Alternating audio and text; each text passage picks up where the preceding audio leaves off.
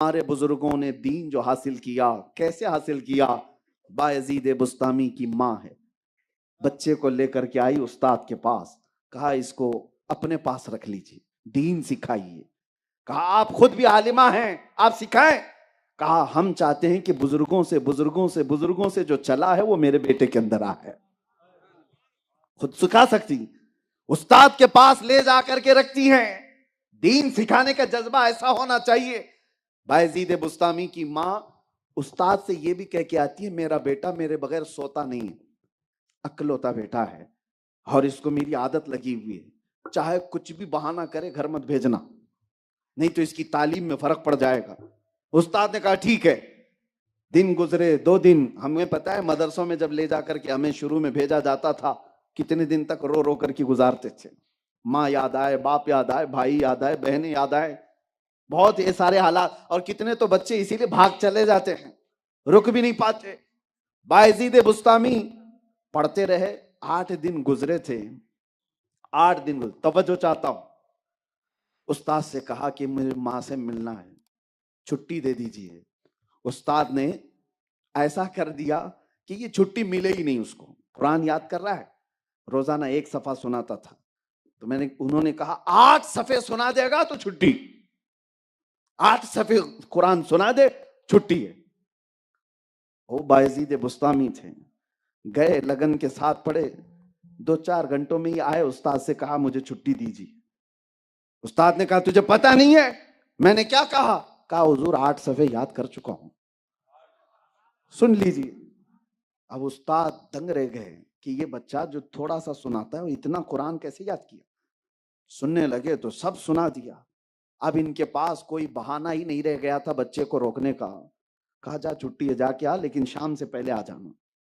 ادھر استاد نے بھیجا تھا، بایزید گھر گئے، ماں کا دروازہ بند تھا، گھر کا دروازہ بند تھا، کھٹکھٹایا، جب گھر سے قریب ہو رہے تھے دھڑکنیں بڑھتی جا رہی تھی۔ جس گھر میں ان کی آنکھیں کھلی، ماں کو دیکھا ہے، جیسے ہی دروازہ کھٹکھٹایا اندر سے آواز آئی کون ہے؟ کہا ماں تیرا بایزید آیا ہے۔ تو ماں نے فوراً کیا کہا کون بایزید؟ کون بایزید؟ ماں اپنے بیٹے سے ایسے پوچھ سکتی ہے؟ ماں اگر اپنے بیٹے کا نام یاد نہ رکھے تو پھر کون یاد رکھتا ہے؟ بایزید نے کہا ماں تیرا بیٹا۔ ماں نے کہا میرا ایک بیٹا تھا، میں نے اللہ کو دے دیا، اب میرا کوئی بیٹا نہیں، میرا ایک تھا میں نے اسے دے دیا ہے اللہ کی راہ میں دین کے لیے، میرا اب کوئی ہے نہیں۔ بایزید دروازہ نہیں کھولا، بغیر ماں سے ملاقات کیے واپس پھر استاد کے پاس آ گئے۔ زندگی پوری بیت گئی، پڑھتے رہے، ایک دن خبر آئی کہ بایزید کی ماں کا انتقال ہو چکا، سیدھے جنازے میں جانا ہوا۔ یہ دین سکھانے کا نظام ہمارے بزرگوں کا تھا۔ لے جا کر کے انہوں نے ایرے غیرے نتھو کھیرے کے پاس نہیں کہا کہ یہاں سے دین لے لے، یہاں سے دین لے لے، دین ہمارے پاس بزرگوں سے ہی ہو کر کے آیا ہے۔ اپنے بچوں کو یہ تلقین کر کے جاؤ دین وہی صحیح ہے جو اولیاء کے آستانے سے ہو کر کے آیا ہے، جو اولیاء کاملین کے سلاسل سے ہو کر کے آیا ہے۔ ہم سنی ہیں، چاہے جو بھی جتنی آلوچنا کرے ہماری، ہم اپنا دروازہ نہیں چھوڑ سکتے، ہم اپنا گھر نہیں چھوڑ سکتے۔ بعض لوگ یہ سوچتے ہیں کہ بہت اب ماڈرن زمانہ ہے، ترقی یافتہ زمانہ ہے، اب وہ پرانے خیالات سے نکلنا چاہیے۔ ان کو کیا پتا پرانے خیالات سے نکلنے کا انجام کیا ہوتا ہے۔ میں نے پڑھا تھا ایک دانشور امریکہ کی ترقیوں پر فریفتہ تھے، مغرب کے دل دادا تھے۔ اس دانشور کی ایک بات میں بتا رہا ہوں، بڑا مفکر ہے، سائنسدان ہے، اس نے تصورات میں ایک کتاب لکھی، کہا میں مغرب کی بہت ساری ترقیات پر بالکل ایسا تھا کہ دل دے بیٹھتا، جان دے بیٹھتا۔ یہ کہاں سے کہاں کو پہنچ گئے، چاند میں پہنچ گئے، انہوں نے سورج کی کرنوں کو قید کر لیا ہے، زمین کا سیال مادہ نکال کر نہ جانے کیا کیا کیمیکل بنا دیے، بولتا ہوا آلہ بنا دیا، سب ترقیاں کر لی ہیں۔ ایک بار چل کر کے دیکھتے ہیں یہ گنبد خضرا کی ترقی کیا ہے، گنبد خضرا کی ترقی کیا ہے۔ وہ مفکر کہتا ہے عالم تصور میں گنبد خضرا کے پاس گیا اور کہا اے مکین گنبد خضرا تیرا بڑا بول بالا ہے، تیرا بڑا بول بالا ہے، دنیا میں تیری ترقیوں کے بہت چرچے ہیں، مجھے بتا کیا امریکہ نے، رشیا نے جو ساری ترقیاں کی ہیں، تیرے آستانے سے بھی کوئی ترقی ہوئی ہے؟ آواز آئی، آنکھ بند کر، ایک ترقی تجھے دکھاتا ہوں، آنکھ بند کر تجھے ترقی دکھاتا ہوں۔ عالم تصور میں اس مفکر نے لکھا ہے اور کہتا ہے میں نے آنکھ بند کی، تاریخ دکھائی جا رہی تھی، ایک باب پر جا کر رک گیا تاریخ میں، وہاں پر دو لوگوں کی تاریخ لکھی ہوئی تھی۔ یہ مفکر کہتا ہے میں رک گیا تاریخ دیکھتے ہوئے، واقعہ لکھا ہوا تھا اس تاریخ میں۔ کیا لکھا ہوا تھا؟ ایک نوجوان حسین چہرے والا مسجد نبوی میں آتا ہے، مسجد نبوی میں آتا ہے، اور ایک بزرگ سفید کپڑوں میں بیٹھے ہوئے ہیں۔ آنے والا نوجوان بزرگ کے پاس آیا اور کہا آپ کے پیچھے چلنے آیا ہوں۔ بزرگ نے کہا ٹھیک ہے آ جا، میرے پیچھے چلنے آیا ہے۔ اب سنو، اس مفکر نے انگلی رکھ کر کے پوچھا بتاؤ تاریخ کے اوراق یہ دونوں ہیں کون؟ یہ کون ہے؟ یہ جوان کون ہے؟ یہ بوڑھا کون ہے؟ تاریخ نے بتایا یہ جو بزرگ بیٹا ہے یہ عثمان ہارونی ہے، اور آنے والا جوان معین الدین چشتی ہے۔ پوچھا کہ کیا ہے تاریخ میں کیا ہوا؟ تاریخ میں کیا ہوا؟ سنو، اس مفکر نے دیکھا بزرگ یہ کہتا ہے اس نوجوان سے بیٹا آسمان کی طرف دیکھ کیا دکھتا ہے؟ نوجوان نے دیکھا اور کہا آسمان دکھتا ہے اور کچھ بھی نہیں۔ پھر کہا زمین کی طرف دیکھ اور کیا دکھتا ہے؟ نوجوان معین الدین چشتی نے کہا زمین دکھتی اور کچھ بھی نہیں۔ قریب بلایا اور اپنی دو انگلیاں غریب نواز معین الدین چشتی کی آنکھوں پر رکھ دیا اور کہا اب آسمان کی طرف دیکھ اور بتا کیا دکھتا ہے؟ میرے دو انگلیوں کے کمان کے درمیان سے جانب آسمان دیکھ، کیا دکھتا ہے؟ معین الدین چشتی نے آنکھوں کو دیکھا دو انگلیوں کے کمان کے بیچ سے۔ کس کے؟ عثمان ہارونی، خواجہ عثمان ہارونی جو پیر و مرشد ہیں، ان کی انگلیوں کے کمان کے بیچ سے دیکھنے لگے اور پھر پکار کر کہا حضور پہلا آسمان بھی دکھ رہا ہے، دوسرا اور تیسرا بھی دکھ رہا ہے، چوتھا اور پانچواں بھی دکھ رہا ہے، چھٹا اور ساتواں بھی دکھ رہا ہے، یہی نہیں عرش خدا تک دکھ رہا ہے۔ دو انگلیوں کے بیچ سے عرش خدا تک دکھ رہا ہے۔ کہا زمین کی طرف دیکھ، زمین کی طرف دیکھا تو معین الدین چشتی نے پکار کر کہا زمین کے ساتوں طبق ہی نہیں تحت الثری تک دکھ رہا ہے۔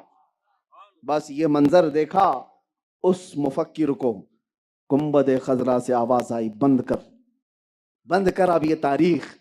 دیکھ لیا ایک بزرگ کو، ایک جوان کو، اٹھ اور جا پورے امریکہ میں، رشیا میں، تیرے ترقی یافتہ دور میں ایک ایسا انسان لا کر کے دکھا جس کے دو انگلیوں کے بیچ سے اوپر دیکھیں تو عرش خدا دکھے اور نیچے دیکھیں تو تحت الثری دکھے۔ وہ گھبرایا ہوا نکلا، کہا ہمارے ہاں ترقی تو مٹیریل کی ہے، انسان کی کہاں ہے؟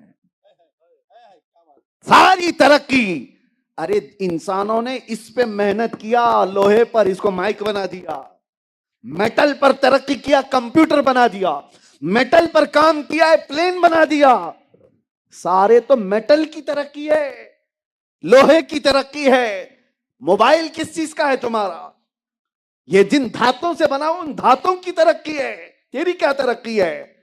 تیری ترقی ہوتی تو آج غریب پھانسی لگا کر مر نہیں رہا ہوتا۔ تیری ترقی اگر ہوتی تو تم ماں بہنوں کی عزتوں پر انگلیاں نہیں اٹھا رہا ہوتا۔ تیری ترقی اگر ہوئی ہوتی تو تو ناجائز اور حرام کاموں میں دن و رات نہیں گزار رہا ہوتا۔ میٹل کی ترقی کی ہے دنیا نے، پوری دنیا نے مل کر میٹل کی ترقی کی ہے، اور واحد وہ درسگاہ ہے گنبد خضرا جہاں میٹل کی نہیں انسان کی ترقی کرائی جاتی ہے۔ یہ وہ آستانے ہیں، ہو سکتا ہے یہاں آنے والے فقیر دکھتے ہوں، درویش دکھتے ہوں، ان کے آگے پیچھے کچھ دکھتا نہیں ہے، یہ جھولیاں لے کر کے گھومنے والے درویش۔ لیکن میرے عزیزو وہی شعر پھر میں پڑھتا ہوں، نہ پوچھ ان خرقہ پوشوں کو، ارادت ہو تو دیکھ ان کو، ارے ید بیضا لیے بیٹھے ہیں اپنی آستینوں میں۔ ہاں ویسے اولیاء کے آستانوں سے لگے ہوئے درویش دکھتے ہیں۔ ابھی ہمارے غلام افضل بیابانی صاحب، یہ تو صرف اوپر سے دکھتے نہیں، اندر سے ہیں بھی۔ 300 بھینسیں جس کے پاس رہے پل رہی ہوں۔ نعرہ تکبیر! تبارک و تعالیٰ نے بے حساب جو دنیاوی معاملات عطا کیے ہیں، یہ اسی لیے نہیں ہے کہ سیاسی جماعتوں سے حاصل کیا ہوا، یہ اولیاء اکرام کی خدمت کا صلہ ہے میرے عزیزو، آستانوں کی برکت ہے۔ میں یہاں پر یہ کہہ رہا ہوں کہ ان اولیاء کاملین کے ہاں درویشی سکھائی تو جاتی ہے، لیکن اندر سے پاورفل بنایا جاتا ہے، اندر سے پاورفل بنایا جاتا ہے۔ یہاں پر میٹل کی نہیں، انسان کی ترقی کرائی جاتی ہے۔ بارگاہ مصطفیٰ میں کیا ہوا تھا؟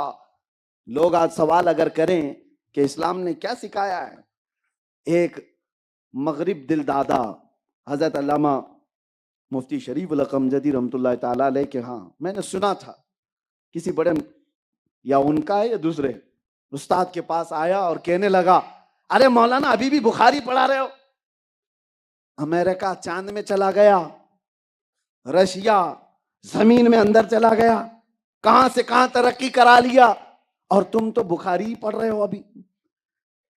تو بخاری پڑھانے والے محدث نے کہا تھا، وہ تو چاند میں گیا، وہ زمین میں گیا، تو بیچ میں کھڑا رہ گیا اور بخاری پر سوال کرتا رہ گیا۔ تجھے سوال کرنے کے لیے پیدا کیا گیا ہے۔ بخاری شریف پڑھتے ہوئے جو لوگ آگے گئے ہیں میرے عزیزو، لوگ دنیا میں کامیابی کو کیا سمجھ بیٹھے ہیں؟ ایسے ایسے ترقی کی چیزیں بنانا چاہیے تبھی وہ کامیاب ہے۔ سائنٹسٹ بن جائے، میزائل بنا دیا، بہت کامیاب۔ میزائل بنانے والا کامیاب، بارود بنانے والا کامیاب۔ دنیا کا یہی تو ہے کانسیپٹ ابھی، جو پوری دنیا کو تباہ کرنے والے آلے بنا کر کے دے گا وہ کامیاب۔ کس نے بنایا؟ ارے اس نے بنایا ہے، اس نے وہ ڈوم بنایا ہے، اس نے وہ میزائل بنایا، اس نے راکٹ بنایا، پوری دنیا کو تباہ و برباد کرنے والے آلے جو بنایا۔ دنیا سمجھ رہی ہو بہت ترقی یافتہ لوگ ہیں، بٹن بناؤ تو راکھ میں بدل جائے، یہ ترقی ہے؟ ترقی یہ نہیں ہے۔ ترقی ان اولیاء کاملین نے کی ہے جو گرتے ہوئی قوموں کے اندر صرف اپنے ایک کلمہ طیبہ سے پورا منور کر دیا ہے، ان کے دلوں کو روشن کر کے رکھا ہے۔ تباہ و برباد کرنے والے آلے بنانے والا آدمی ترقی یافتہ نہیں، انسان کو انسانیت سکھانے والا وہ اللہ کا ولی، وہ ترقی یافتہ ہے، وہ بہت اونچائی پر پہنچا ہوا ہے۔ اسی لیے جنید بغدادی نے کیا کہا تھا؟ ابھی صاحب سجادہ نے ایک بات کہی نا کہ ہم کینچی والے لوگ نہیں، سوئی دھاگے والے لوگ ہیں، پھاڑنے والے کاٹنے والے لوگ نہیں ہیں، سلنے والے جوڑنے والے لوگ ہیں۔ بہت ساری چیزیں میں بھی سن کر کے آیا تھا مولانا۔ پانی میں ایک بچھو ڈوب رہا تھا، پانی کا بچھو نہیں تھا، ڈوب رہا تھا۔ آپ نے بچھو کو انگلی سے اٹھایا کہ باہر ڈال دوں، ڈوب جائے گا، مر جائے گا۔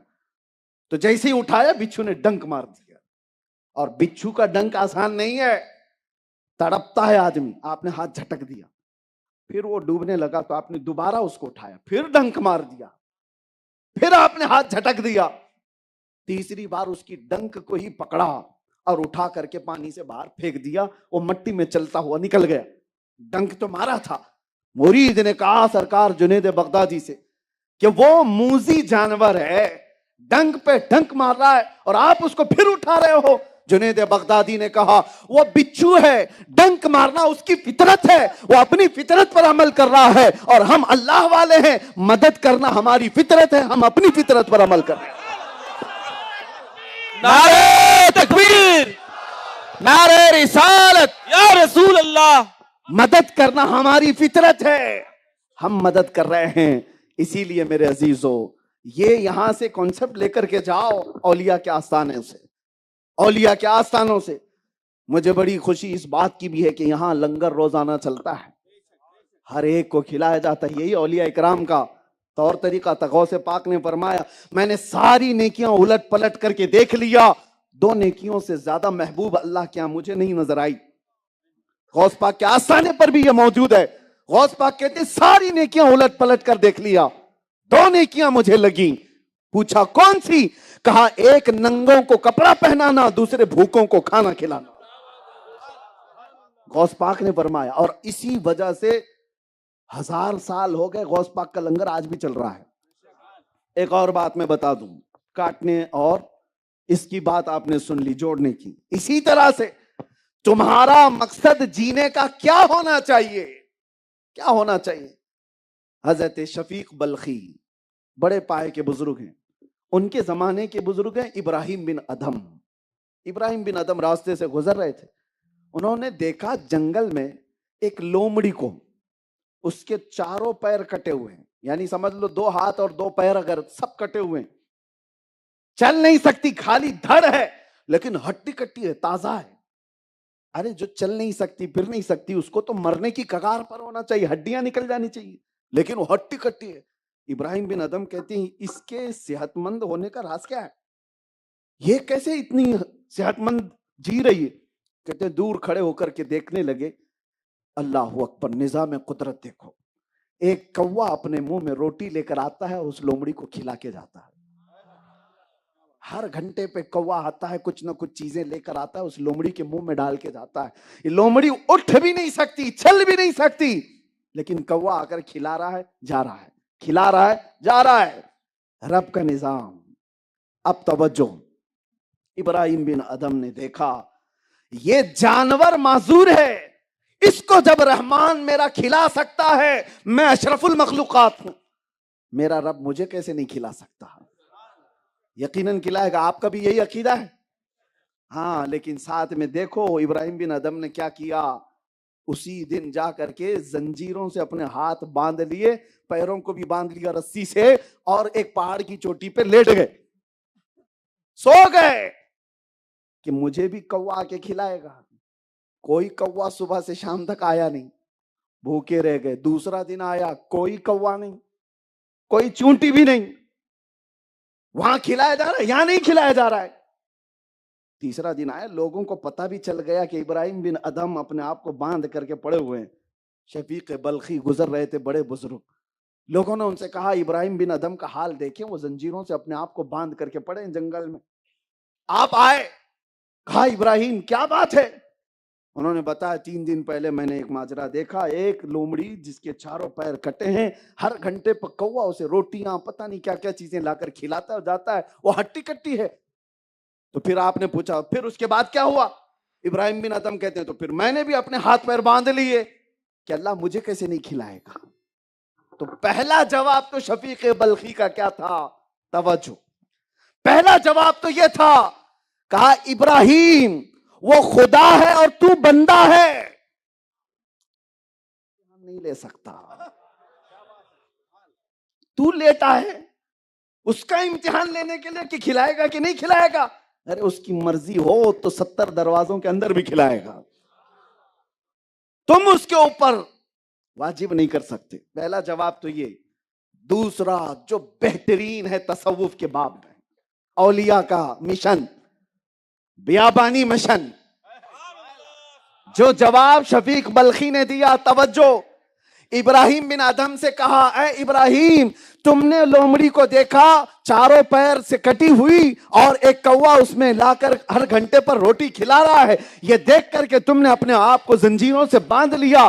کاش، اے کاش ابراہیم تو نے لومڑی کو دیکھا اور لومڑی بننے کی کوشش کیا، کاش وہ کوا بن جاتا جو معذوروں کو کھلا رہا ہے. وہ کوا بننے کی کوشش کرتا جو معذوروں کو کھلا رہا ہے، تو ہٹا کٹا ہو کر لومڑی بننے کی کوشش کیوں کر رہا ہے؟ اللہ نے تجھے طاقت دیا ہے تو معذوروں کو کھلا، اور جب تیرے پاس کچھ نہ ہو تو پھر رحمان ہر دروازہ تیرے لیے کھولے گا. یہ اولیاء کا مشن ہے میرے عزیزوں، یہ آستانوں کا مشن ہے. دوسروں کی مدد کرنا، اور خاص طور پر ٹانگ کھینچنے والی جو عادتیں ہیں، ایک دوسرے کو کھینچنا، اولیاء کے مسلک میں کبھی نہیں رہا، کبھی نہیں رہا. سب سے پہلے وہ دلوں کو پاک کرتے ہیں حسد سے اور کینے سے، بغض اور عداوت سے. دوسروں کے لیے اپنے دلوں میں کینہ بھرا رہنا. اور اسی لیے شب برات بھی گزر گئی، آپ کی پتہ ہے میرے آقا صلی اللہ علیہ وسلم نے فرمایا 2 لوگوں کی آج کی رات بھی بخشش نہیں ہوتی، ایک مشرک کی اور ایک کہا کینہ رکھنے والے کی. مشاحن، جو دل میں دوسرے مسلمان کے لیے کینہ رکھتا ہے، اس کی آج کی رات بھی دعائیں نہیں قبول ہوتی. شب برات کے متعلق کہا گیا. تو یہ جو ماحول ہے، اولیاء کے آستانوں سے ہمیں اخلاق سکھائے گئے تھے. آج ادب نکلتا جا رہا ہے. میں اکثر کل سے یہ کہہ رہا ہوں، مولانا سے بھی یہ کہہ رہا ہوں، جہاں جا رہے ہیں یہ سیلفیاں کیا ہیں، یہ فوٹو کیا ہے، یہ محفلوں کا ادب، یہ رونق سب ختم ہونے آ گئی. میں آپ کو بتاتا ہوں، حضور پاک صلی اللہ علیہ وسلم مسجد نبوی میں خطاب کر رہے ہیں، اور اسی وقت حضور نے مسجد میں یہ کہا بیٹھ جاؤ بیٹھ جاؤ. جمعہ کا دن ہے، حضور مسجد میں بیان کر رہے ہیں. ایک صحابی عبداللہ بن رواحہ وہ راستے سے آ رہے تھے، ابھی مسجد میں پہنچے نہیں تھے، ان کے کانوں میں حضور کی آواز آئی، وہ گلی میں ہی بیٹھ گئے، مسجد نہیں پہنچے، راستے میں ہی بیٹھ گئے، اور اس کے بعد ایسے پیروں کو گھسیٹتے ہوئے مسجد کی طرف جانے لگے. لوگوں نے کہا وہ تو رسول اللہ نے مسجد میں پکارا ہے، مسجد والے اندر جو ہیں بیٹھ جاؤ، آپ یہاں راستے پہ کیوں بیٹھے ہو؟ تو عبداللہ بن رواحہ کہتے ہیں حضور کی بات میرے کانوں پہ پڑ گئی تو مجھے عمل واجب ہو گیا، اگر اس کے بعد بھی میں کھڑا رہتا کہیں غداروں میں میرا نام نہ آ جائے. یہ حضور پاک صلی اللہ تعالی علیہ وسلم کے صحابہ کا جو ادب تھا، یہی ادب اولیاء کاملین نے اپنا مسلک بنا دیا تھا، اپنا مسلک بنا دیا تھا. میرے والد گرامی رحمت اللہ تعالی علیہ ہمارے علاقے کے درویش بابا تھے، شیموگا علاقہ ہے کرناٹک میں، ان کے صحبت میں کئی مہینوں گزارے.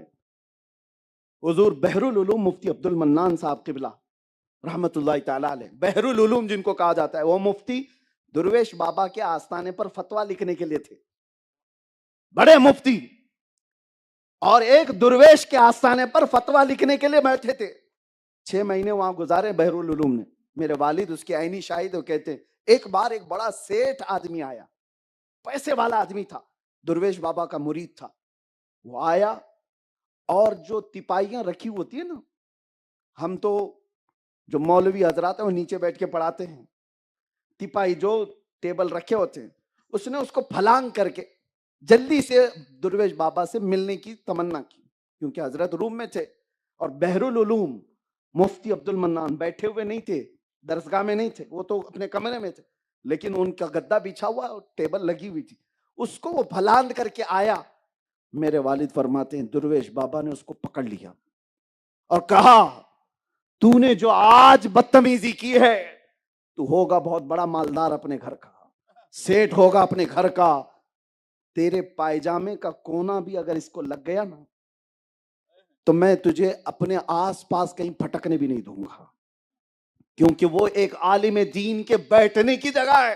تجھے پتا ہے حدیث رسول ہے، قیامت کے دن میرے آقا نے فرمایا شہیدوں کے خون اور مفتی کے قلم کی سیاہی سے تولی جائے گی. ایک فقیہ کے قلم کی سیاہی شہید کے خون سے تولی جائے گی، یہ حدیث پاک ہے. اور میرے والد فرماتے ہیں اس سیٹ کو رات کے 11 بجے سے لے کر صبح 4 بجے تک وہ کھڑے ہو کر کے بتاتے رہے، کھڑے ہو کر ڈانٹتے رہے. میں کہا 6 گھنٹے؟ کہا ان کا معمولی ایسا تھا، ایک بے ادبی دیکھتے تو 6 گھنٹے لوگوں کو بیان کرتے تھے. یہ ہم بزرگوں کے آستانوں سے سیکھے ہوئے. یہ ہماری قوم کو آج کیا ہو گیا ہے، آتے ہیں کمر میں ہاتھ ڈال کر کے سیلفی لینا چاہتے ہیں، گلے میں ہاتھ ڈال کر کے علماء کے ساتھ کھڑے ہونا چاہتے ہیں. میرے عزیزوں، سنیوں کا یہ ماحول نہیں ہو سکتا. سنی تو مشہور ہی تھا ادب میں. ہم کو جو دنیا ٹانٹ مارتی ہے کس بارے میں مارتی ہے کہ یہ بہت زیادہ ادب کرتے ہیں. ہم کو ادب میں ہی دنیا پہچانتی ہے.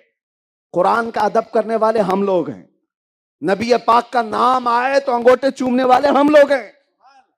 اولیاء کاملین سے وابستہ کوئی چیز ہو تو اسے زمین پر رکھنے نہیں دیتے، چوم کر اوپر رکھ دیتے ہیں. یہ سنیوں کے گھروں میں ماحول ہے یا نہیں؟